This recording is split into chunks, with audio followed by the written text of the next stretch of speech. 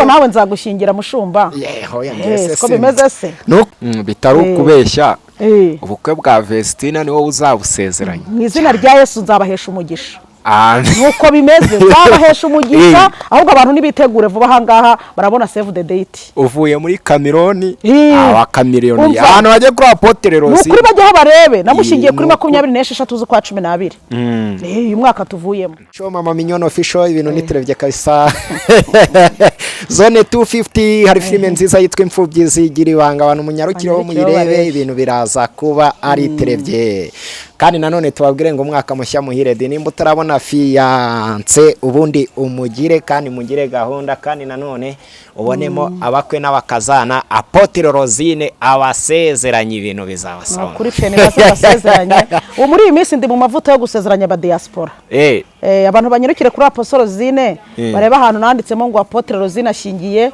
Dr Fonkika uva muri Cameroon nawa Cameroon cyara aba docteur ndi gushingira aba diaspora abantu baze rwose bashingire n'abari mu Rwanda ariko ntabwo nakanga kubashingira amakuru mfite rero umva ngewe ndi umushumba w'Imana ntabwo nakanga guha umuntu iki umugisha kubera ko nagize gute narabisigiwe warabisigiwe cyane harabisigiwe rwose abantu nibaza mbasezeranye ese na Dorcas na se arasezerana ni Idirisa na Vesti ni Idirisa so utagiye kuvuga kwari utagiye kwivanga muri iki gitondora bigenze gute kubivanga amavuta uzindukiyemo ameze ati ntago mbizi ntago byumvikana no kuvuga ngo muri ADPR nyine kubera ko yahavuye urumva nyine agomba gusezerana muri church none se ntago byumva kandi turaba pastor wo muri church tugomba kubahesha umugisha nta mpamvu kumva ko ngo umuntu ngo kubihavuye muri ADPR yabura guhabwa umugisha w'Imana agomba kuza Apotre ndahari rero rwose umva abanyarukire kuri YouTube channel yanjye barebe ukuntu ashingiye uwo mu docteur neza nabonye uri gusezeranya uri seriye rwose bandi seriye hore n'abandi nashingiyeho bita ba Jane na Bertrand ntago babeze ko nabashingiye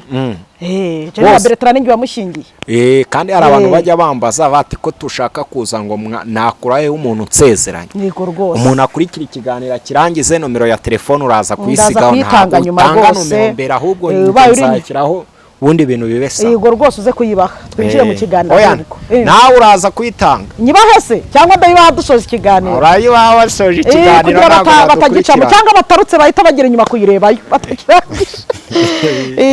ya twishimiye kubana nawe yego rwose Apotre Rosine ni waruherutse ya ndaherutse ndaherutse buri munsi hari umunsi ntaba mpari buri munsi ishyiraho isengesho buri munsi ishyiraho ikiganiro kuri Apotre Rosine ibintu byanjye bimeze neza n'inzozi abantu bagomba kumenya ko Imana iduhera ubutumwa mu nzozi bakanyurikiraho bakareba kumva iki Imana ibishatse kubabwira mu nzozi bitari ukubeshya ubukwe bwa Vestina ni wowe uzabusezeranya mu izina rya Yesu nzabahesha umugisha nuko bimeze nzabahesha umugisha ahubwo abantu nibitegure vuba ahangaha barabona save the date uvuye muri Cameroon aba Cameroon abantu baje kuri Apotre Rose nukuri bajyaho barebe namushingiye kuri 26 z'ukwa 12 uyu mwaka tuvuyemo niba ndi kuva muri Cameroon gushingira se umva n'aba diaspora bacu bari kuri nibaze mbashingire yarabona avuga bati ubu se turagera mu Rwanda twige ryari twige gute nakwigisha umubano w'umuntu urayinukaza mpita ngushingira rwose cyane rwose iby'Imana integetse nibyo nkora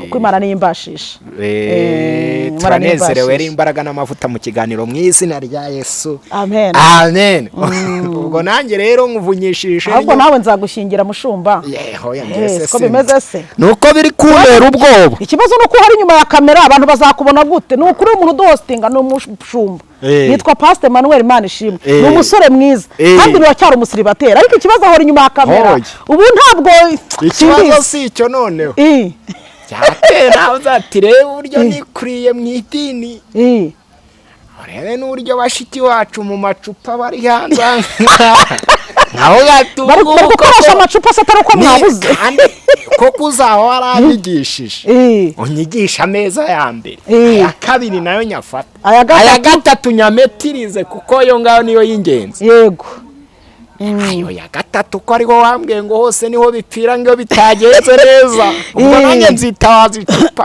oya mu izina rya Yesu abantu kubera ko barukunda kwigisha inyigisho zijyanye n'umuryango birumvikana iyo ufite umuryango mwiza pe ufite itorero ryiza ufite n'abaturage beza mu rwego rwa rusange ni ukuvuga ngo rero niba umugore n'umugabo turi kubaka umuryango nigishije ameza atatu mu rugo rw'abashakanye urugo rwiza aya meza atatu yari abakora neza abantu bajye kuri YouTube channel yanjye bareba ameza atatu y'abashakanye ameza ya gatatu rero ihuvuze cyane ni hariya mu buriro umugore n'umugabo bahurira rero hariya ahantu iyo bitagenze neza nyine mu rugo bari ibibazo ariko dufite ikibazo nyine cy'abana bacu b'abakobwa buriya Bibiliya iravuga mushumba ngo muhamagara abagore barira baze barire buriya ababyeyi bose ahantu baherereye twagakwiye kurira turizwa n'urubyiruko rwacu ruri guhura n'ibi bintu bigiye bitandukanye hari ababyeyi bari kubibona bamwe bagaseka abandi nyine bari kumva abandi bakabanga insengero zanyu zirafunze ngo nk'abashumba ngo impamvu ngo abana bari kwigira ibinani ngo nuko insengero ngo zifunze abana bapfuye ejo bundi zifunzwe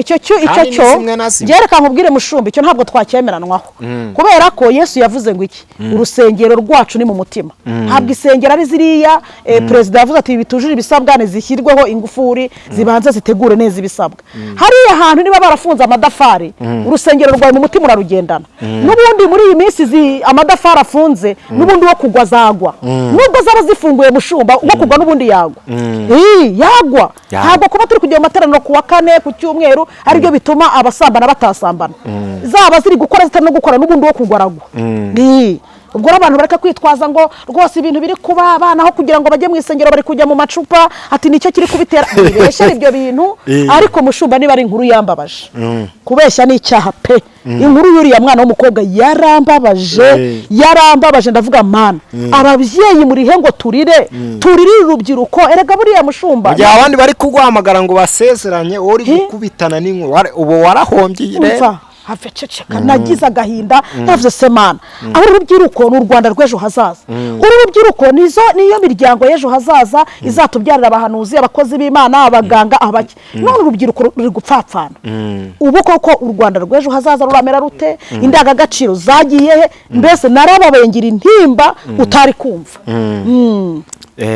urumva rero ababyeyi ariko uyu munsi bari kuganirizwa igihugu kiri kubaganiriza kuko imiryango myinshi nk'uko bivuze iri gusenyera itorero ikanasenyera igihugu si ikibazo gikomeye kubera ko umuryango niwo ubyara itorero ukabyara igihugu cyane rwose rero igihugu kibibonye ko umuryango urimo urapfa rero kiza guteramo inkingi bari kuganirizwa bari mu maboko atari ayabo reka tubihorere tubasabire ubasabire ku Mana nyine nibahinduka mureka mbabwire buriya umuririmbyi yaririmbye ngo uzazuca iyo migozi izabiboshye umutima nezezwa no kubohoka nkabona uko ngukorera uyu muririmbyi buriya mwabavandimwe mwe babana b'abakobwa bari kwiroha mu ngeso mbi buriya nabo sibo ni imyuka mibi nabazimu n'abadayimoni baba bateye bakagenda bakabazibya ubwenge bakabazibya ubwonko bakabakoresha ibintu nabo ubwabo batazi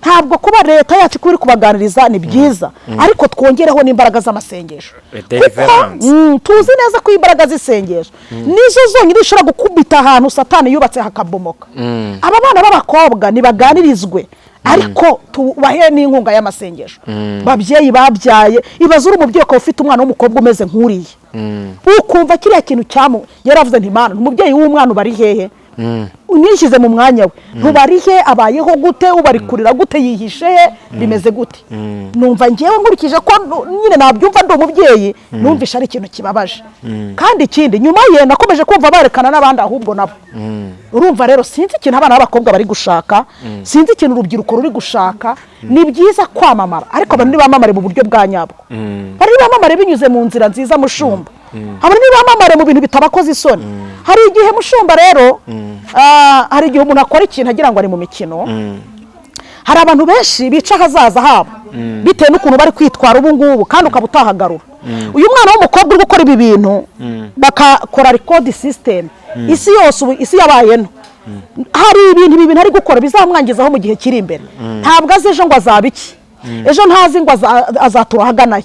Ibi bintu byo kwitwara n'abantu bitwaje imbuga nkoranyambaga bagakora ibintu bibi imbere gato y'ahangaba mu mwaka 2, 3, 4, 5 biba bizabagaruka, kuko ikintu kibi ntabwo gisaza.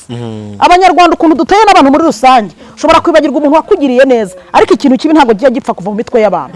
Rero abantu bumve ko bari kwiyicira ahazaza habo, kandi ahazaza hategurwa nanone. Yego, abo b'amacupa tube tubaretseho gatoya, bakeneye deliverance n'amasengesho menshi. Bakumva ndabizi neza ari bazakumva bakazagusanga cyangwa bagasanga bakansa. Nukuri umukobwa wawe rero n'umusore wawe Idirisa mu bami, rega wowe nabonye ushingira abami. Umva ndashingira pe, ndashingira rwose. Baruka bwari bwiza. Yari yashatse umukobwa wa hano w'umunyarwanda, umukobwa wa Makuba, ufite urufaranga. Umva bwari bwiza pe, bwari bwiza uko umukobwa wa Makuba babukoreye. Bwari bwiza mu sare ni wambarije. Umva oya, ariko ni menshi ngo nzatinya. Ntabwo tushaka kubakora publicity. Ariko ari hano hari heza. Uriya muntu wadekoye. Umva ari umuntu wadekoye abatetse se. Ntabwo uzi ukuntu ubukwe bwari burimo tujya gufata ji ushaka ikawa gafata. Bwabukwe bwari bwiza, bwabukwe bwari bwarasengewe. Bwabukobwa rero namusengeye igihe kimwe. Tugeze ku bundi ubwo nabwo wabusengeye. Yego, nabwo bwabukwe bwa Vestina na Idirisa nabwo rwose ndabiteguye kubahesha umugisha mu izina rya Yesu. Amen. Ndabiteguye rwose. Umushumba uriho amavuta y'Imana, kandi njye amavuta yanjye rwose aragutse. Rega nicyo apotre bivuga. Apotre ni intumwa. Abantu ntabwo bazi gutandukanya apotre n'umushumba. Pastor na apotre baratandukanye. Apotre ngo nawe agendera ku umushumba akenshi umushumba ahora nyine ku rusengero areba ibintu byaho hafi meze nka rukarukuntu. Ariko apotre ni intumwa. Intumwa itumwa ahantu hose, intumwa ntikumirwa. Umwana nahimbira ati urigenda Canada mwana wanye ndagutumye naka kanya. Imana imbwira ati jya Nairobi naka kanya. Imana imbwira ati jya mu basilamu bafunguriye navuga. Intumwa rero ntabwo ikumirwa. Vestina na Idirisa rwose ni muze ngewe ndi umukozi w'Imana. Uko bimeze n'abandi kandi batumva ni kuvuga aba diaspora ya rwose bagahita bumva ibindi. Turabizi neza ko hari abari kubaca intege rero ngo nibaberanye ngo batwite. Usezeranya abantu batwite ariko shabara nyagasani we. Reka nkubwire rero buriya mureke mbereke. Ntabwo ndi buvuge ngo bajye ningo mugende mutwite. Mbo buriya biterwa na doctrine y'itorero, icyo bita amahame y'itorero cyangwa règlement d'ordre intérieur. Na amategeko nyine y'itorero yiyongera ku yandi y'Imana. Aya matorero yose tubona, ngende umushumba bohoka ministry. Bo ministeri yanjye dufite amategeko tugenderaho, nkuko n'ibindi torero ryo rifite amategeko yayo ryashyizeho. Rero bari abantu batwite, mbo umukristo wanjye ashobora kugwa muri iryo kosa agatwita. Ikintu twebwe dukora ntabwo ari iki, ntabwo ari guhita tumujugunya hanze ngo tuvuge ngo genda ureba abandi bagushyingira. Ntabwo twemera umunyabyaha. Twebwe ikintu dukora turamuganiriza, tukamuhugura, tukaba twamushyiramo n'akandi gahe runaka ukuntu, ariko ntabwo tuvuga ngo isezerano rye turarikansorenze burundu. Impamvu tutarikansorenga burundu, buriya ushobora kuvuga ngo wanze kumushyingira ugateza ibindi bibazo bibi kurusha nyuma. Kandi ikindi buriya abashumba nuko abantu batajya bisobanukirwa, ntabwo Imana yadutumye ku ntungane. Imana yadutumye kuri ba bantu batari bajye mu murongo neza ngo tubazane ahubwo bajye mu murongo. Nase nufata uyu mugeni barakoye barasaba barashyingirwa, leta n'ubundi bazi ko ari umugore we, wenda batinze gushyingirwa, wenda kuko ari umugore avuga ati nyaragukoye kabiri mu murenge barakuzi, ntabwo biri bukunde. Rero nuko bigenze, bikaba ngombwa ko igihe bajya gusora invitation wenda umugenera afite inda nk'iy'ukwezi cyangwa 2. Icyo gihe se turanga kumusezeranya bigende gute? Gusa icyo gihe nyine urabigisha, ariko ntabwo uvuga ngo urabaretse ngo nimugende ngo itorero ngo turabaciye, turabashumba turababyeyi, ntabwo tugomba guca abana.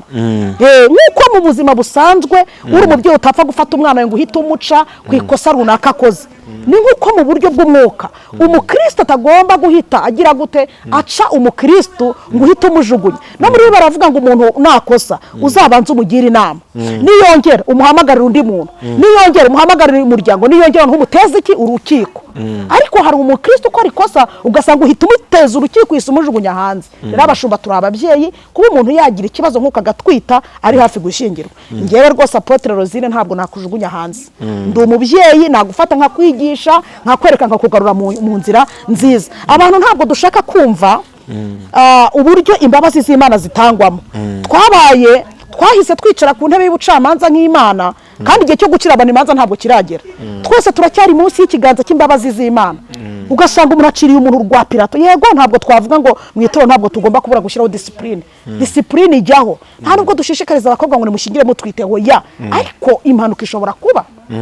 Nk'uko umuntu ajya mu muhanda atwaye atazi ko ari bugonge akagonga atabyifuzaga, birashoboka ko umugeni ashobora gutwita. Nubwo bikunda kuba ku bantu benshi, ariko iyo bibaye ntabwo bavuga ngo umuntu aramujugunya. Rero numvisha aravuga ngo Vestine aratwite ngo ibiki, ariko bayimuteyemo hari koko ko bari gutera amabuye kubyemeje ko agomba gushyingirwa. Adashyingirwa sarabuzwa nande, ntafite umugabo we ntibashingiye mu murenge. Niki kiratuma adashyingirwa n'umugabo we? Amahame y'idini. Nakubwiye ngo turamuganiriza tukamwicaza tukamuganiriza, ntabwo tumujugunya. Nkuko umwana mu rugo ashobora gukosa ntumujugunye cyangwa uhita umufungirana hanze cyangwa ngo mwime ibiryo, umwana araganirizwa ko ati iki kintu wakoze si cyiza gutya na gutya na gutya. Ni nabwo ubaye umubyeyi rega. Ubwo suri umubyeyi nyaba kibona umwana ufite ikosa ugahita umujugunyira ugahita umukubita ibihano ugahita ugira gute hoya. Nuko kurera bimera. Rero Vestine waba utwite waba udatwite icecekere. N'umugabo wawe harabari kuvuga ngo si umugabo we ngo, ariko aba bantu babaye uwo uzabasezeranye. Abantu babaye bate ko Nyagasani barumva Vestine bihorere uwayiguteye uwo ari we wese, niba ari n'umugabo wawe niba atari n'umugabo ntacyo bibarebaho. Abantu bazi kwinjira mu buzima bw'umuntu, ariko abantu babaye bati kuki abantu binjira mu buzima bw'umuntu koko ko Imana itari yadukuraho amaboko. Wowe uvuga ngo Vestine aratwite, ushobora kuba wowe unaroga cyangwa ukora n'ibindi bibi. Ijambo ry'Imana avuga ngo mbere yuko utokora ikintu kiri mu jisho rya mugenzi wawe banza urebe iwawe. Wowe iwawe bimeze bitari kumbere kuvuga ngo Vestine aratwite, mbere kuvuga ngo umugabo we ntakagura agira, mbere kuvuga ngo ashatse umugabo umuruta. Ariko siwe ku bundi mubwire, ninde wabwiye ko hari umufrasi ravuze ngo rugwere kuri diskitepa. Buri muntu wese ngo icyo amata kunze ngo iki umutima ukunze ngo amata guranwa itabi. Ngo ibintu by'urukundo abantu bakajya binjira mu bintu by'abantu ngo bavuge ngo iki.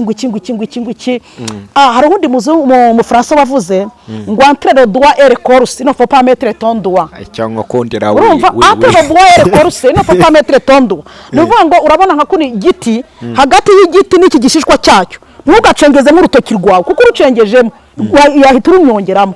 Hagati ya Vestine n'umugabo we muri gushaka mwiki, umuntu urinjira hagati ya Vestine n'umugabo afite ibibazo. Ese ubundi iki gituma Vestine bamuhagurukiye bakaba bamuhagurukiye ubundi barabuza Vestine. Ahubwo rero mureke mbabwire aba bantu mukuriye n'ibihano abantu muri kubuza undi mwana kwinjira mu rukundo rwe. Barimo baramutera stress. Ngo yavuye muri ADPR ngo yogoshe ngo yakoze imisatsi muri ADPR. Se ADPR ninde wari wamuzingiye ngo azahagume?